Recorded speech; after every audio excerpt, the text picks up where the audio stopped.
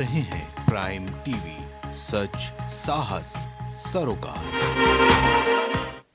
नमस्कार, आप देख रहे हैं प्राइम टीवी और मैं हूं आपके साथ मुस्कान अजमानी। रुक करेंगे 4 बजे की 4 बड़ी खबरों की ओर, जहां प्रधानमंत्री नरेंद्र मोदी ने चुनावी शंखनाद कर दिया है। लोकसभा चुनाव की तैयारियों के तहत पश्चिमी यूपी के बुलंदशहर पहुंचे मोदी ने बुलंदशहर को 20,000 करोड़ की परियोजनाओं की सौगात दी है। अयोध्या में रामलला की प्राण प्रतिष्ठा के बाद पीएम मोदी का यह पहला संबोधन रहा और पीएम मोदी पूर्व सीएम और मंदिर आंदोलन के बड़े सारथी रहे कल्याण सिंह को याद करते हुए भावुक हो गए। इस दौरान पूरब से पश्चिम उत्तर प्रदेश को साधने की कोशिश भी पीएम ने की है और अपने संबोधन में उन्होंने कहा कि आजादी के बाद के दशकों में लंबे समय तक भारत में विकास को सिर्फ कुछ ही क्षेत्रों तक सीमित रखा गया।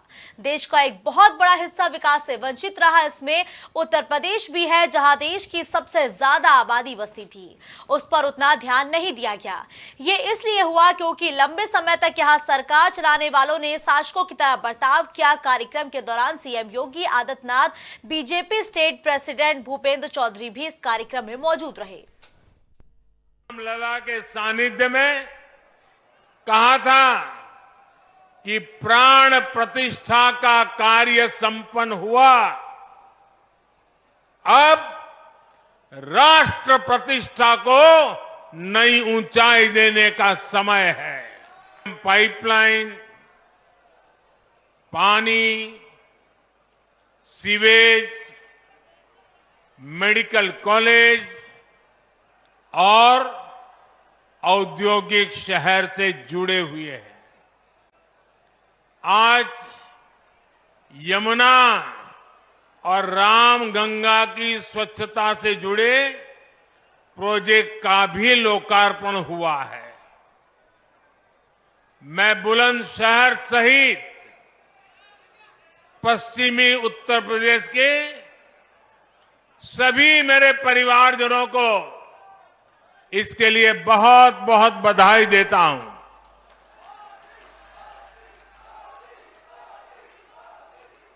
भाइयों और बहनों, इस क्षेत्र ने तो देश को कल्याण सिंह जी जैसा सपूत दिया है, जिन्होंने राम काज और राष्ट्र काज दोनों के लिए अपना जीवन समर्पित किया। आज वो जहां है, अयोध्या धाम को देखकर बहुत आनंदित हो रहे होंगे। तो प्रधानमंत्री नरेंद्र मोदी ने बुलंदशहर से चुनावी शंखनाद साफ तौर पर कर दिया है, क्योंकि पश्चिमी यूपी पर बीजेपी का खास फोकस रहा है और 2014 में जब बतौर प्रधानमंत्री के तौर पर मोदी को प्रेजेंट किया गया था तो भी बुलंदशहर को चुना गया था और बुलंदशहर से ही प्रधानमंत्री नरेंद्र मोदी ने 2014 में चुनावी बिगुल फूंका था। खबर पर ज्यादा जानकारी के लिए राजेश इस वक्त लाइव हमारे साथ जुड़ चुके हैं। राजेश, देखिए, आज बुलंदशहर की जनता को एक बड़ी सौगात दी गई है। साल 2014 में भी कुछ ऐसी तस्वीरें देखने को मिली थी जब प्रधानमंत्री नरेंद्र मोदी ने लोकसभा चुनाव का शंखनाद किया था तो भी बुलंदशहर से ही किया था।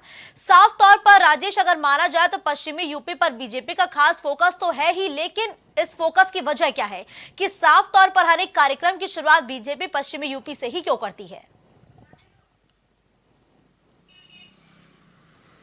जी मुस्कान, अगर बात की जाए पश्चिम यूपी की तो इस समय आज जो मोदी जी की यहाँ पर रैली हुई है, सबसे बड़ी बात है आपको बता दें कि 2014 में भी मोदी जी बुलंदशहर से शुरुआत किए थे और 2024 में भी मोदी जी बुलंदशहर को ही चुना है और आज 20,000 करोड़ की जो बहुत बड़ी सौगात बुलंदशहर को मोदी जी ने दिया है, ये सिर्फ बुलंदशहर के लिए नहीं है, ये पूरे पश्चिम उत्तर प्रदेश के लिए समझ लीजिए है। और दूसरी चीज़ आपको बता दें कि मोदी जी सिर्फ पश्चिम यूपी को लेकर नहीं, मोदी जी पूरे उत्तर प्रदेश और पूरे भारत को लेकर शुरुआत किए हैं और ये जो शंखनाद हुआ है, जो अभी रामलला की प्राण प्रतिष्ठा हुई है, मुस्कान, सबसे बड़ी बात यह है कि रामलला की प्राण प्रतिष्ठा 2024 के चुनाव के लिए बहुत बड़ा ये समझिए साबित हो रहा है कि इसी के तहत भारतीय जनता पार्टी जो है अपना नया पैगाम लेकर लोगों के बीच में जाएगी 2024 के चुनाव में। मुस्कान, देखिए राजेश, ये पैगाम लेकर जा नहीं रही है। लगातार अब हर एक मंच पर प्राण प्रतिष्ठा को लेकर हर एक दिग्गज नेता जिक्र करते हुए नजर आ रहे हैं, लेकिन जिस तरीके से बुलंदशहर में प्रधानमंत्री ने मुखर होकर तमाम विपक्षी दलों पर वो हमलावर नजर आए, प्रधानमंत्री नरेंद्र मोदी के संबोधन की बड़ी बातें क्या रही राजेश? मुस्कान जी, अगर बात की जाए प्रधानमंत्री जी की जो बुलंदशहर में बड़ी बात है तो बिल्कुल बात सही है। उन्होंने साफ साफ जो विपक्षी पार्टियां हैं उनको आड़े हाथे लेते हुए कहा है कि जो भी विपक्षी पार्टियां थी, जो उनकी पहले सरकार थी, उन्होंने पश्चिमी यूपी के साथ, यहाँ तक कि उत्तर प्रदेश के साथ सौतेला व्यवहार किया है। दूसरी चीज़ यह है कि उन्होंने एक चीज़ ये भी कह दिया कि जो अयोध्या में प्राण प्रतिष्ठा हुई राम मंदिर को लेकर, तो राम मंदिर के जो सारथी थे वो उत्तर प्रदेश के पूर्व सीएम कल्याण सिंह को उन्होंने बताया है। तो जाहिर सी बात है कि एक तरफ उन्होंने कल्याण सिंह का नाम लेते हुए भावुक भी हो गए, तो उनकी सिंपैथी, कल्याण सिंह की सिंपैथी प्रधानमंत्री मोदी जी लेते हुए नजर आए वहाँ पर। दूसरी चीज़ आपको बता दें कि मोदी जी जहाँ भी अब रैली उनकी, जहाँ भी चुनावी रैलियाँ होंगी, उसमें अयोध्या की प्राण प्रतिष्ठा का नाम जरूर आएगा। उसी के सहारे 2024 की बीजेपी की 2024 की जीत की नैया पार लगने की कोशिश बीजेपी श्योर करेगी। जी मुस्कान। बिल्कुल ठीक है। देखिए राजेश, अगर हम 2014 की बात करें तो बीजेपी का जो प्रदर्शन है वो काफी शानदार यूपी में देखने को मिला। 2019 में भी प्रदर्शन काफी अच्छा रहा, लेकिन पश्चिमी यूपी पर साफ तौर पर देखा जाए तो तकरीबन 7 से 9 सीटें ऐसी थी जहां बीजेपी को हार का सामना करना पड़ा। तो क्या माना जाए कि इन सीटों को दोबारा जीतने के लिए प्रधानमंत्री मोदी की ये रैली कितनी अहम हो जाती है? जी मुस्कान, बिल्कुल बात सही है। सबसे बड़ी बात आपको बता दें कि रैली ही नहीं, ये जो प्राण प्रतिष्ठा है यही पश्चिमी यूपी के लिए जो 9 सीटें हारी थी उसके लिए ये कारगर साबित होगा। लेकिन उसके बाद जो अभी आपको बता दें, जो 20,000 करोड़ की नई सौगात दी गई है बुलंदशहर पश्चिम यूपी के लिए, ये बहुत बड़ा कारगर साबित होगा। और आने वाले 2024 के चुनाव में ये जान लीजिए कि लगभग जो बीजेपी का नारा है कि 400 के पार, तो मुझे लगता है कि जाहिर सी बात है कि 2024 में बीजेपी 400 के पार का आंकड़ा बिल्कुल छूने की कोशिश करेगी। लेकिन देखिए राजेश, पश्चिमी यूपी की अगर हम बात करें तो तकरीबन कहा जाता है कि 9 से 12 सीटें लोकसभा की आती हैं और पश्चिमी यूपी से सटा है दिल्ली और हरियाणा। क्या पीएम की इस रैली का असर दिल्ली और हरियाणा की जनता पर भी पड़ने की उम्मीद है? क्या लगता है?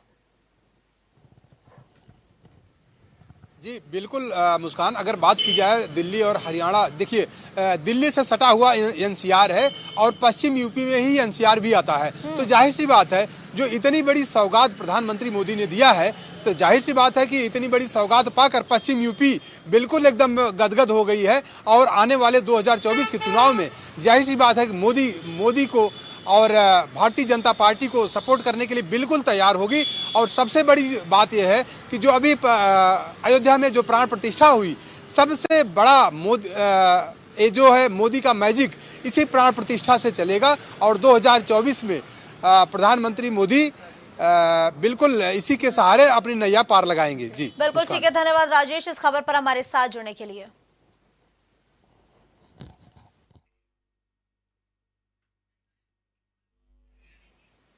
फ्रांस के राष्ट्रपति इमैनुअल मैक्रों भारत के गणतंत्र दिवस परेड में बतौर चीफ गेस्ट शामिल होंगे। इसके लिए आज से वो 2 दिन के लिए राजकीय दौरे पर भारत पहुंच चुके हैं और ऐसा छठी बार होगा जब कोई फ्रांसीसी राष्ट्रपति भारत की गणतंत्र दिवस परेड में चीफ गेस्ट बनेंगे। और अहम बात यह है कि फ्रांसीसी राष्ट्रपति पेरिस से दिल्ली न जाकर सीधे जयपुर एयरपोर्ट पर उतरे हैं। यहाँ उन्होंने सबसे पहले आमेर किले का दौरा किया और खास बात यह भी है कि वो भारतीय प्रधानमंत्री नरेंद्र मोदी के साथ एक रोड शो भी करेंगे। रोड शो का कार्यक्रम शाम 6 बजे प्रस्तावित और गणतंत्र दिवस परेड में बतौर चीफ गेस्ट शामिल होंगे इमैनुअल मैक्रों। और ऐसा पहली बार होगा जब वो प्रधानमंत्री नरेंद्र मोदी के साथ एक रोड शो भी साझा तौर पर करते हुए नजर आएंगे। इस खबर पर ज्यादा जानकारी के लिए अजय इस वक्त हमारे साथ जुड़ चुके हैं। अजय, देखिए गणतंत्र दिवस की परेड में बतौर चीफ गेस्ट फ्रांस के जो राष्ट्रपति हैं इमैनुअल मैक्रों, वो शामिल होंगे। इसके अलावा आज उनका क्या कुछ कार्यक्रम देखने को मिलेगा? जी आपको बता दें कि आज फ्रांस के राष्ट्रपति 26 जनवरी के गणतंत्र दिवस की परेड में शामिल होने के लिए आ रहे हैं। जो आज सबसे पहले वो 25 जनवरी यानी कि आज के दिन वो सीधे जयपुर उतरेंगे और सीधे जयपुर उतरेंगे कि वहाँ से फिर वो आमेर पैलेस जाएंगे और आमेर पैलेस में वो उनके साथ भ्रमण का भी प्रोग्राम है। दूसरे जयपुर में आज शाम को 6 बजे प्रधानमंत्री के साथ एक रोड शो का प्रोग्राम है, जिसके मद्देनज़र वहाँ पे काफ़ी सुरक्षा व्यवस्था मुस्तैद कर दी गई और इसके अलावा हवा महल में भी उनका प्रोग्राम रखा गया है। जी बिल्कुल राजेश, देखिए पिंक सिटी में इमैनुअल मैक्रो उतरे हैं, उनका विमान वहां पहुंचा जहां उनका बेहद ही कहा जा रहा है कि गर्मजोशी से लोगों ने स्वागत किया है। किस तरीके से राजस्थानी परंपराओं के दौरान इमैनुअल मैक्रो का स्वागत हुआ है राजस्थान में? जी आपको बता दें कि राजस्थान का लोक नृत्य जो काफ़ी फेमस है, उसको लेके उन लोगों ने वहाँ पे एक सांस्कृतिक कार्यक्रम भी निपटाया। लेकिन जो इमैनुअल मैक्रो की भारत दौरा है, मेन तौर पे ये 26 जनवरी के मद्देनज़र है, जिसके मद्देनज़र रणनीतिक जो बनाई गई वो 25 साल की जो रणनीति बनी है उसके मद्देनज़र उनका ये दौरा अहम माना जा रहा है। और सबसे बड़ी बात ये निकल के आ रही है कि गणतंत्र दिवस परेड में वो जो UPI से ट्रांजैक्शन भी कर सकते हैं, जो भारतीय अंतरिक्ष और चालक अनुसंधान को लेके होंगे। जी बिल्कुल ठीक है, धन्यवाद अजय इस खबर पर हमारे साथ जुड़ने के लिए।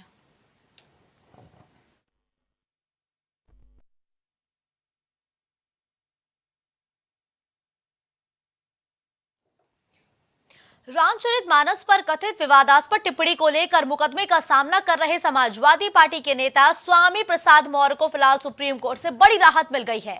सुप्रीम कोर्ट ने इलाहाबाद हाईकोर्ट में चल रहे मुकदमे पर फिलहाल रोक लगा दी है। दरअसल स्वामी प्रसाद मौर्य अपने खिलाफ दर्ज FIR को रद्द करवाने सुप्रीम कोर्ट पहुंचे थे, जिस पर आज सुनवाई हुई। मामले की सुनवाई के दौरान सुप्रीम कोर्ट में बेंच के सदस्य जस्टिस संदीप मेहता ने कहा कि रामचरितमानस को लेकर स्वामी प्रसाद मौर्य कि ये अपनी राय हो सकती है, इससे आखिर अपराध कैसे माना जा सकता है। फिलहाल सुप्रीम कोर्ट ने स्वामी प्रसाद मौर्य के खिलाफ किसी भी एक्शन पर रोक लगा दी है। इससे पहले इलाहाबाद हाईकोर्ट ने कथित विवादास्पद टिप्पणी के लिए उनके खिलाफ दर्ज मामले में आपराधिक कार्रवाई को रद्द करने की मांग वाली याचिका को खारिज कर दिया था। तो साफ तौर पर कहा जाए कि स्वामी प्रसाद मौर्य को आज सुप्रीम कोर्ट से बड़ी राहत मिली है और इलाहाबाद हाईकोर्ट में चल रहे मुकदमे पर फिलहाल सुप्रीम कोर्ट ने रोक लगा दी है।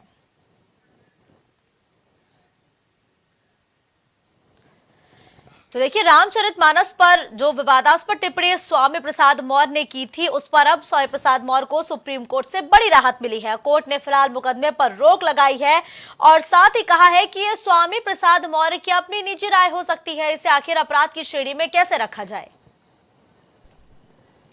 इस खबर पर ज्यादा जानकारी के लिए आमिर इस वक्त हमारे साथ लाइव जुड़ चुके हैं। आमिर, देखिए, स्वामी प्रसाद मौर्य को सुप्रीम कोर्ट से बड़ी राहत मिली है।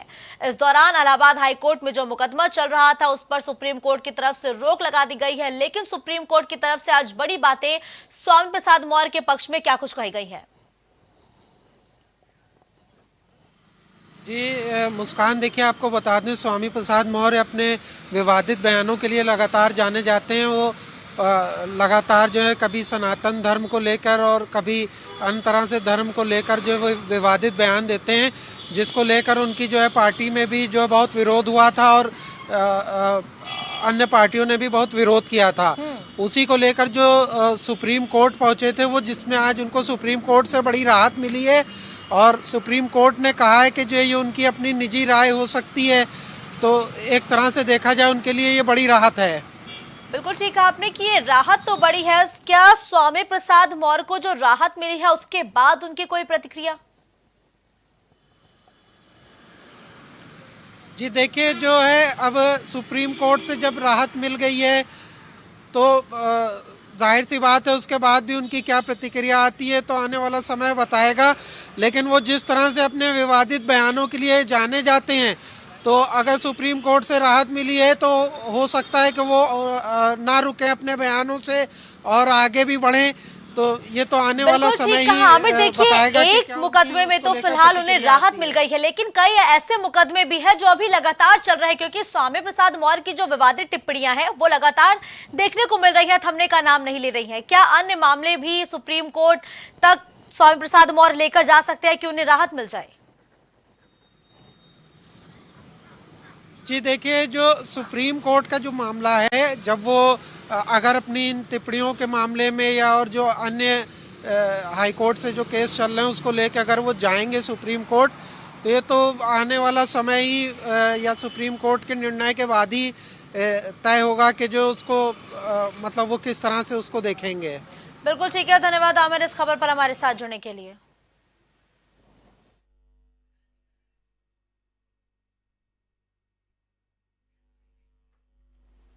यूपी के शाहजहांपुर में भीषण सड़क हादसा हो गया, जहां एक ऑटो को तेज रफ्तार आ रहे ट्रक ने जोरदार टक्कर मार दी है। इस हादसे में 12 लोगों की दर्दनाक मौत हो गई है और जानकारी के मुताबिक ये घटना अल्लाहगंज जलालाबाद नेशनल हाईवे पर हुई है।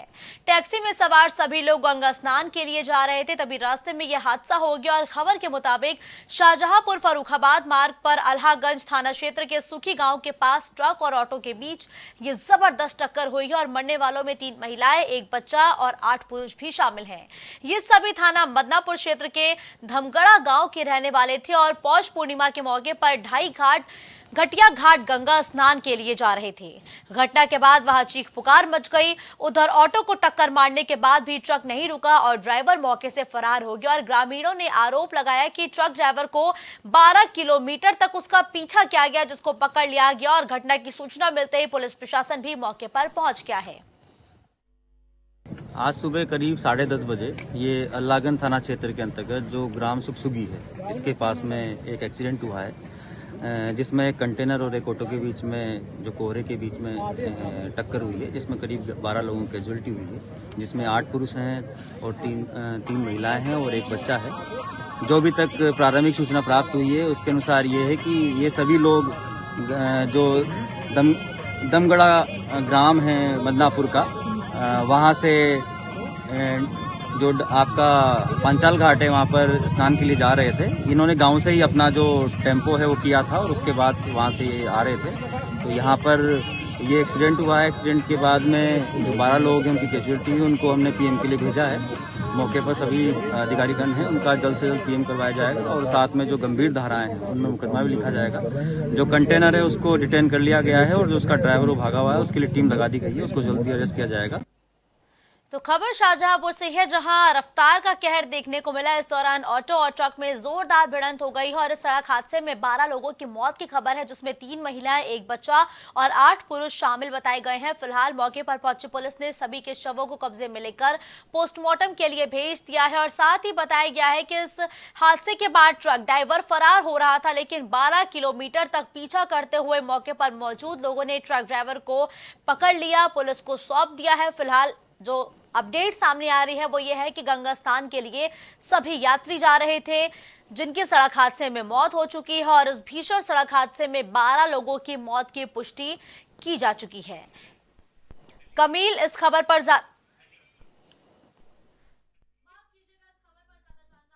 कलीम इस वक्त लाइव हमारे साथ जुड़ चुके हैं। कलीम, देखिए शाहजहांपुर में रफ्तार का कहर देखने को मिला है, जहां ट्रक और ऑटो के भिड़ंत में 12 लोगों की मौत की पुष्टि की जा चुकी है। आखिर कलीम, ये पूरा हादसा कैसे हुआ? मुस्कान जी, जिस तरीके से बात की जाए, शाहजहांपुर पर एक भीषण सड़क हादसा देखने को मिला है, क्योंकि सुबह 11 बजे जब गंगा घाट पर स्नान करने के लिए लोग जा रहे थे ऑटो पर, उस दौरान घने कोहरे के बीच जो तेज रफ्तार टैंकर था, उस टैंकर ने एकाएक जो ऑटो पर टक्कर मारी थी। लगभग 50 मीटर दूर तक वो ऑटो घिसकता गया और तो उसमें से जो सवारियां थी वो भी लगभग 6 सवारियां रोड पर गिर गई। लेकिन उस दौरान ट्रक ने भागने के प्रयास में रफ्तार और बढ़ाई, जिसके दौरान जो सड़क पर बात की जाए 100 मीटर तक लगभग जो वहां पर लाशों के ढेर देखने को मिले, क्योंकि वहां पर जो लोग थे वो उसमें लगभग 12 लोगों की जिस तरह से मौत हुई है। इस मामले को लेकर के बात की जाए, जिस तरीके से अभी तक इसमें जो आधिकारिक बयान आया है उसमें 12 लोगों की जो मौत की पुष्टि की गई थी, उस पुष्टि में बताया जा रहा है कि 8 पुरुष, 3 महिलाएं और एक बच्चा शामिल है। इस मामले को लेकर के जो ट्रक चालक की बात की जाए तो ट्रक चालक अभी मौके से फरार है और ट्रक को पुलिस ने अपने कब्जे में ले लिया है। इस घटना को लेकर के अगर बात की जाए तो सीएम योगी हैं, उनके द्वारा भी दुख व्यक्त किया गया है, क्योंकि उनके द्वारा साफ तौर से कहा गया है कि जिस तरीके से जिन परिवारों के लोगों की मौत हुई है उनके प्रति उनकी संवेदना है और उस संवेदना व्यक्त करते हुए जो एक्स पर उन्होंने ट्वीट भी किया है जी। फिलहाल इन सभी मामलों को लेकर के जो अधिकारियों की बात की जाए मौके पर और पहुंचे थे और इसके बाद से जो ट्रक चालक है उसकी तलाश भी की जा रही है। लेकिन अगर बात की जाए मुस्कान जी, जिस तरीके से हाईवे पर घने कोहरे के बीच जो रफ्तार है, उस रफ्तार पे किसी तरह की जो कमी नहीं लग पा रही, उसको लेकर के साफ तौर से जो अधिकारियों के द्वारा निर्देश भी दिए जाते हैं कि हाईवे पर जो रफ्तारों की वाहन जो रफ्तार तेज वाहन में निकलते हैं उन पर अंकुश लगाया जा सके, जो पुलिसकर्मी भी लगाए जाते हैं उनको। और लेकिन देखिए कलीम, कहा जा रहा है कि आमने सामने से इन दोनों वाहनों की टक्कर हुई है, जिसमें 12 लोगों की मौत हो चुकी है। तो इस पूरे हादसे के दौरान गलती किसकी ज्यादा बताई गई है, ट्रक ड्राइवर की या फिर ऑटो चालक की?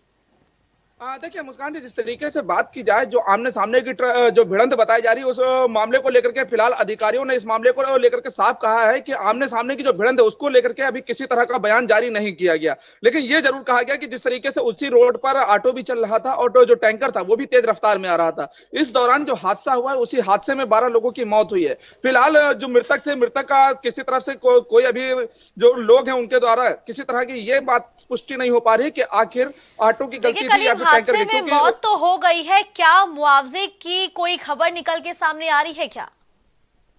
देखिए फिलहाल जिस तरीके से सड़क हादसे में जो मौत हुई है उस मौत के मामले में अभी तक मुआवजे की जो बात है उस मुआवजे का किसी तरह का जिक्र सामने नहीं आया। लेकिन हाँ, ये जरूर कहा जा रहा है कि रोड एंड सेफ्टी का जो हिट एंड रन का जो मामला है उस मामले को लेकर के भी कहीं ना कहीं इसमें जो बात की जाए उसका कड़ी को भी देखा जा रहा है, क्योंकि लोग इस मामले में आक्रोश तो दिखा रहे हैं लेकिन अभी तक किसी तरह का जो सामने आने की बात की जाए वो नहीं कहा गया है। क्योंकि जिस तरीके सोशल मीडिया की बात की जाए, सोशल मीडिया पर इस मामले को लेकर के काफी आक्रोश भी देखने को मिला है। क्योंकि जो ट्रक चालक की बात की जाए, क्योंकि वो तो अभी फरार है, उसकी जब गिरफ्तारी होगी, गिरफ्तारी के बाद इस मामले का पूरा खुलासा होगा कि आखिर इस मामले में गलती किसकी रही और ये हादसा हुआ तो हुआ कैसे है। फिलहाल बिल्कुल ठीक है, धन्यवाद कलीम इस खबर पर हमारे साथ जुड़ने के लिए।